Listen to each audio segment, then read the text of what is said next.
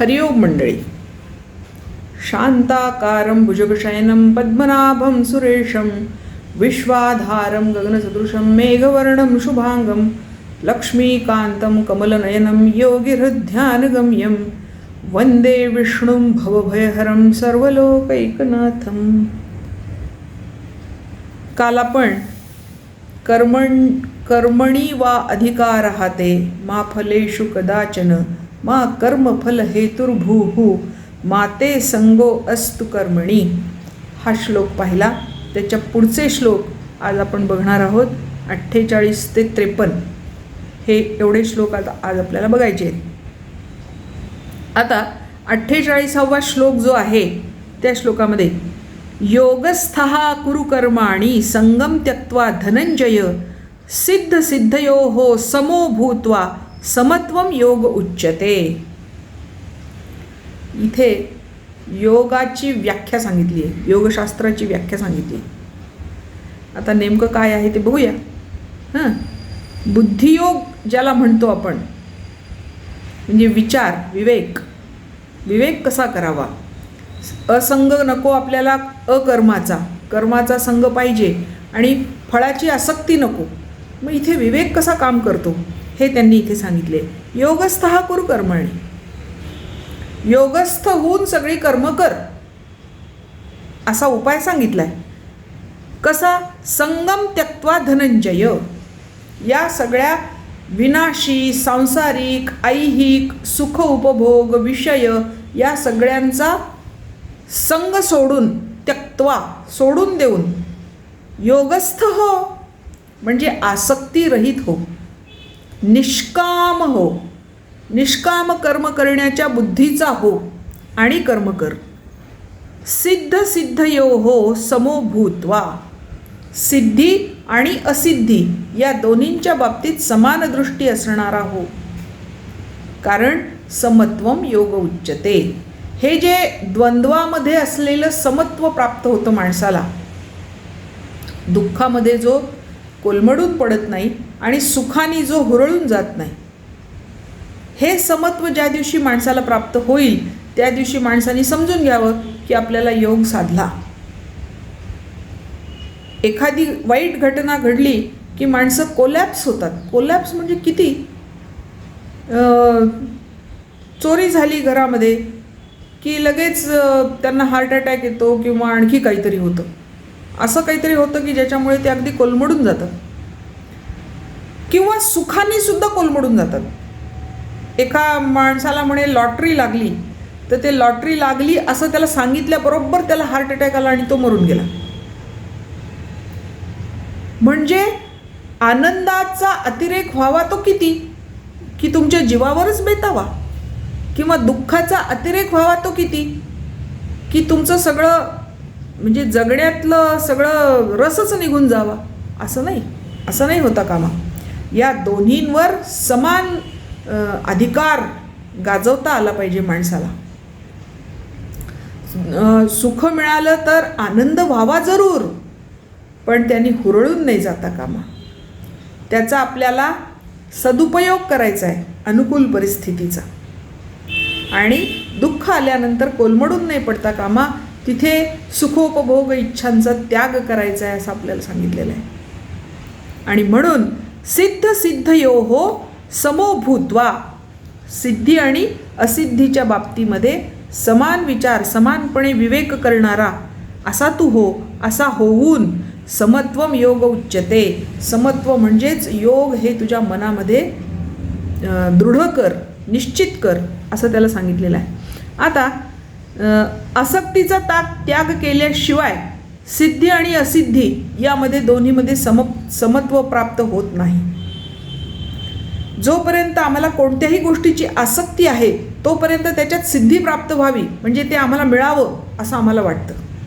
आणि नाही मिळालं की मग आम्ही कोलॅप्स होतो, आणि मिळालं तर कधी कधी हुरळून जातो. दोन्हीमध्ये तुम्हाला समत्व प्राप्त करता आलं पाहिजे. अशा समत्व बुद्धीला योग असं म्हणतात.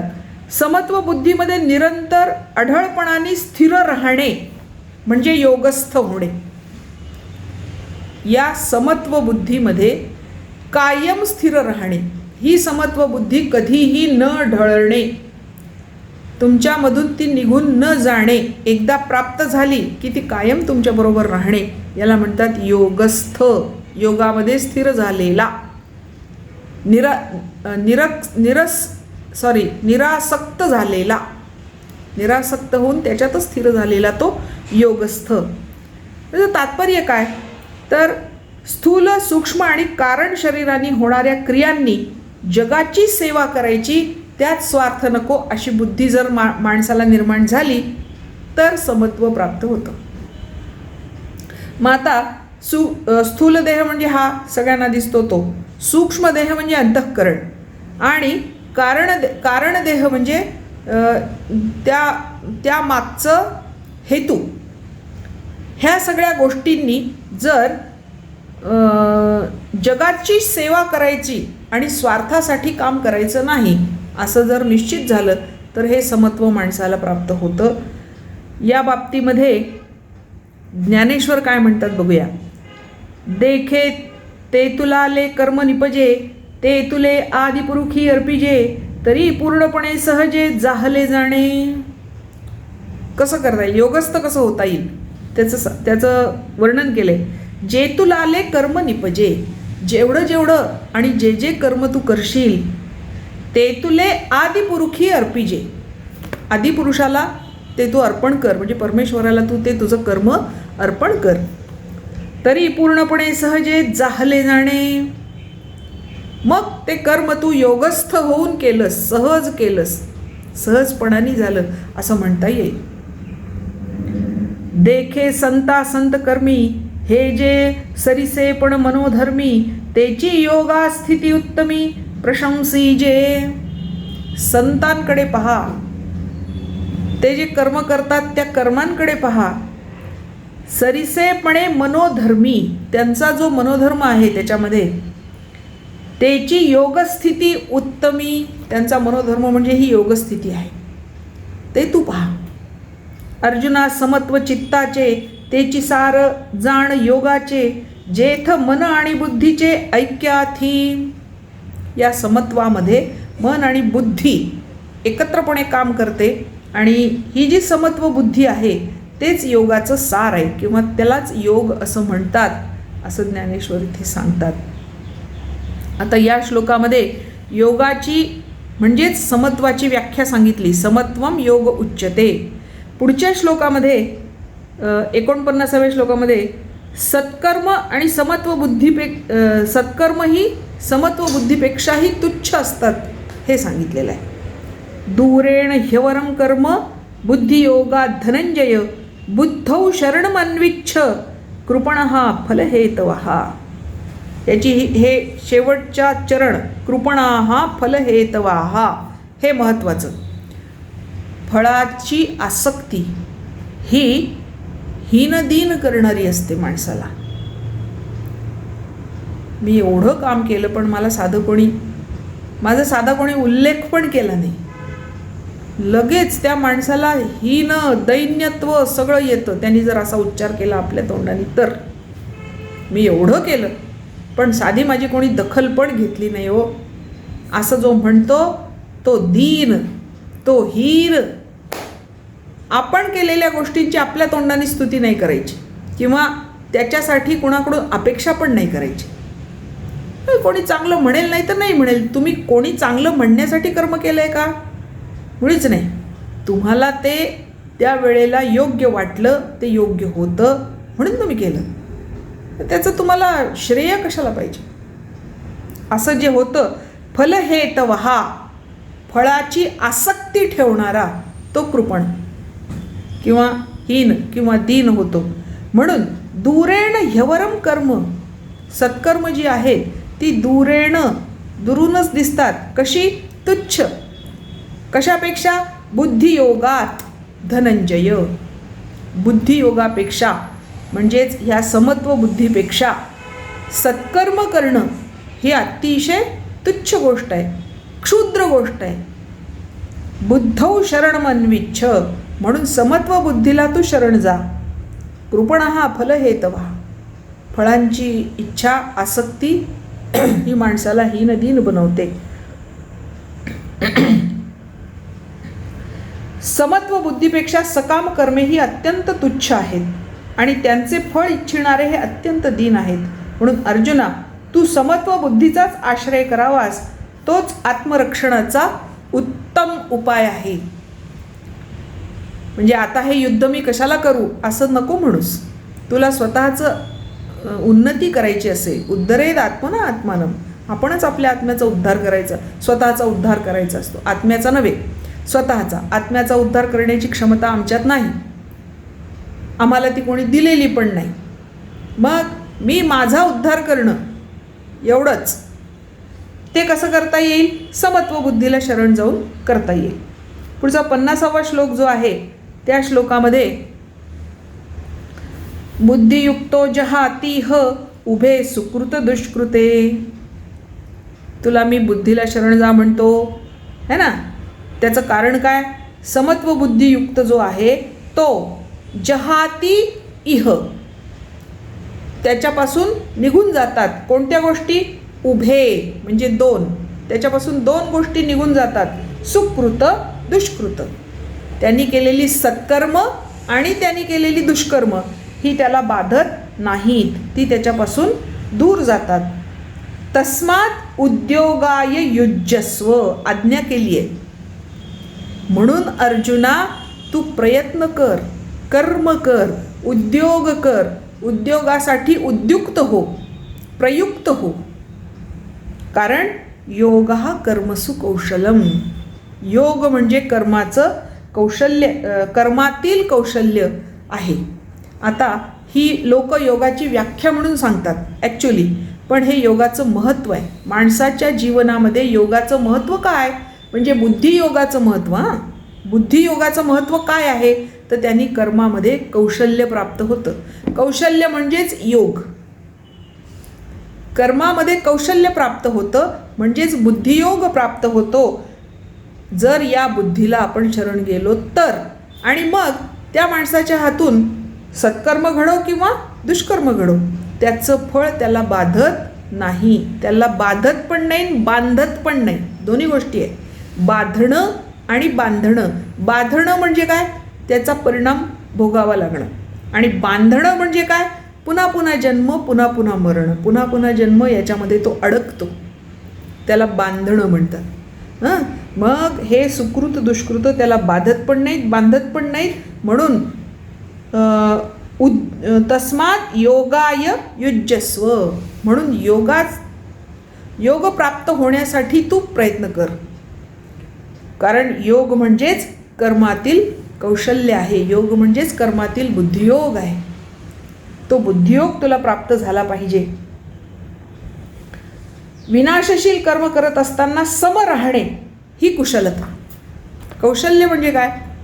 जर आपल्याला माहिती आहे कर्मही नष्ट होणार आहेत, कर्मफळही नष्ट होणार आहेत, देहही नष्ट होणार आहे, हे माहीत असूनही त्यामध्ये समबुद्धीने राहणं हे कौशल्य आहे.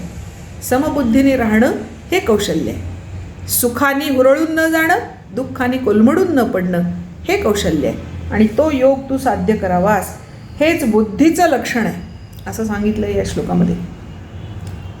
पुढे आता 21व्या श्लोकामध्ये मनीषी कुणाला म्हणावं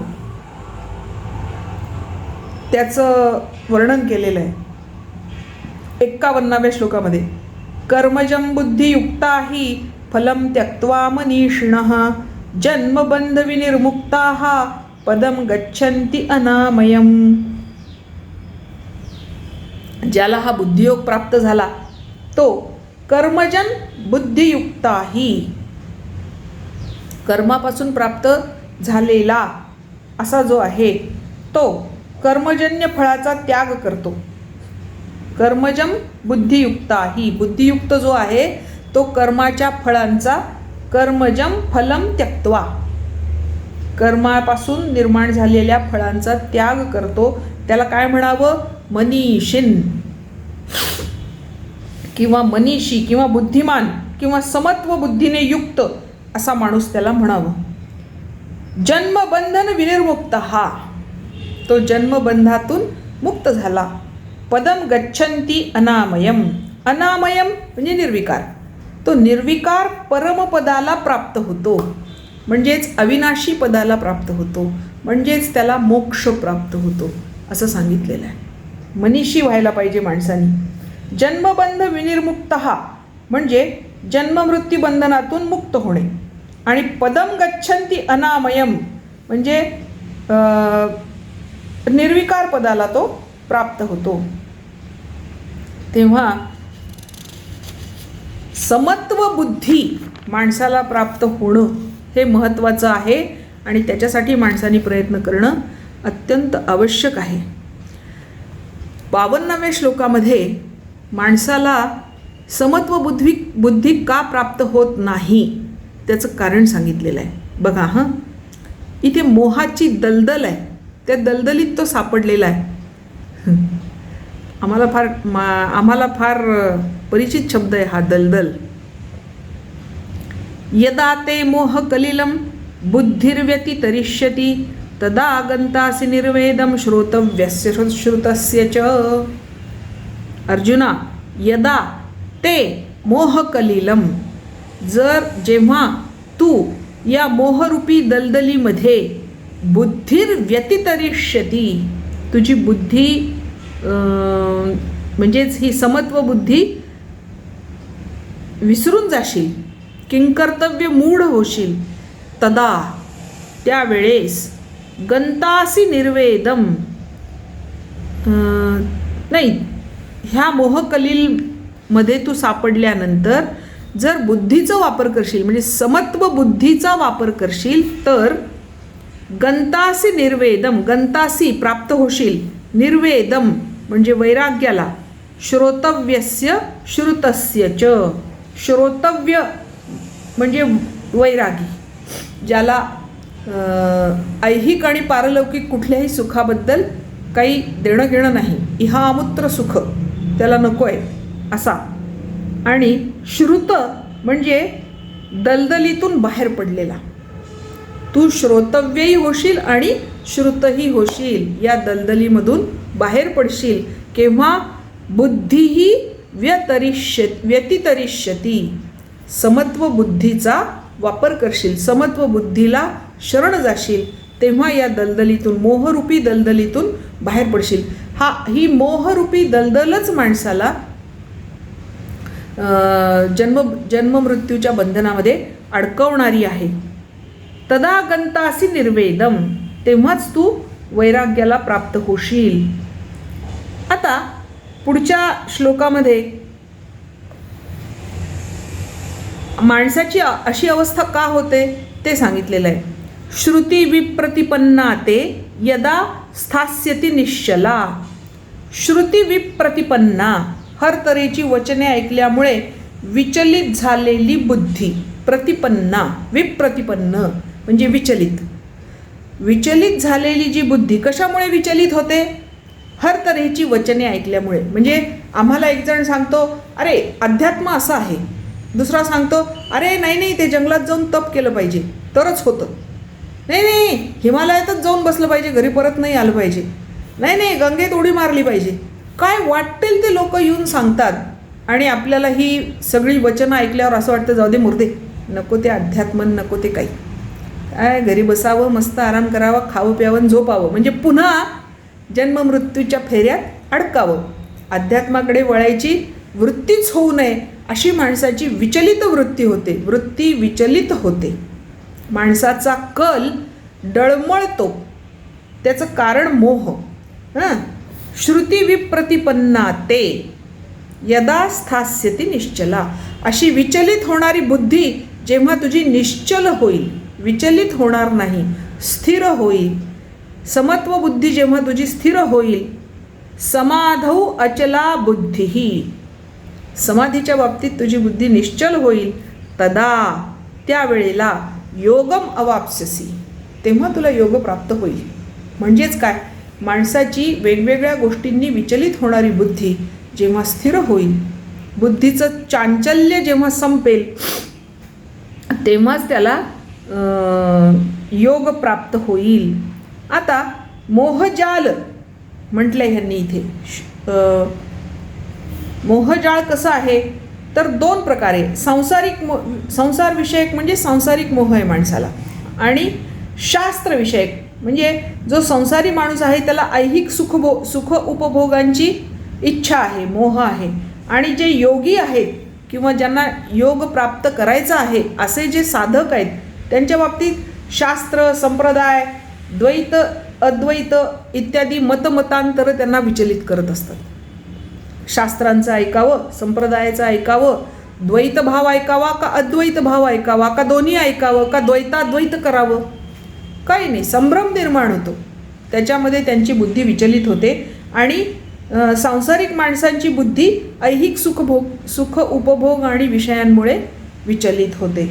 आणि याच्यावर जर आम्ही स्थास्यती निश्चला बुद्धी, आमची बुद्धी या सगळ्या गोष्टीमध्ये स्थिर ठेवली, कशानेही विचलित होऊ दिली नाही, तर मग आम्हाला योगम अवाप्स्यसी, योग प्राप्त होतो. योग प्राप्त करायचा असेल तर बुद्धी निश्चलच असायला हवी, म्हणजे स्थिर असायला हवी. आता योग म्हणजे काय तर कर्मयोग एक आहे, कर्म करणं आणि फळाची आसक्ती न ठेवणं हा झाला कर्मयोग. ज्ञानयोग एक आहे, म्हणजे विचार विचलित न होऊ देता एकाच ठिकाणी तो स्थिर ठेवणं. नंतर भक्तियोग एक आहे, प्रेमाने परमेश्वरापर्यंत पोहोचायचं, त्याला म्हणतात भक्तियोग. आणि अष्टांग योग 8 प्रकार यमनियम इत्यादींचा वापर करून परमेश्वर प्राप्ती करून घेणं, ह्या सगळ्यांना मिळून योग म्हणतात. यातला एक एक वेगळा वेगळा नाही, हे जेव्हा सगळं एकत्र येतं तेव्हा त्याला योग म्हणतात.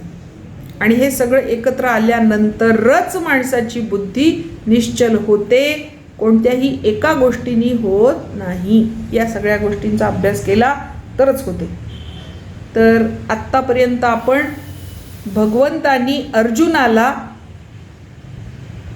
कोणकोणत्या गोष्टी माणसाला विचलित करतात आणि त्याच्यावर बुद्धियोग कसा स्थिर असायला पाहिजे याचं महत्त्व सांगितलेलं आहे या सगळ्या श्लोकांमध्ये.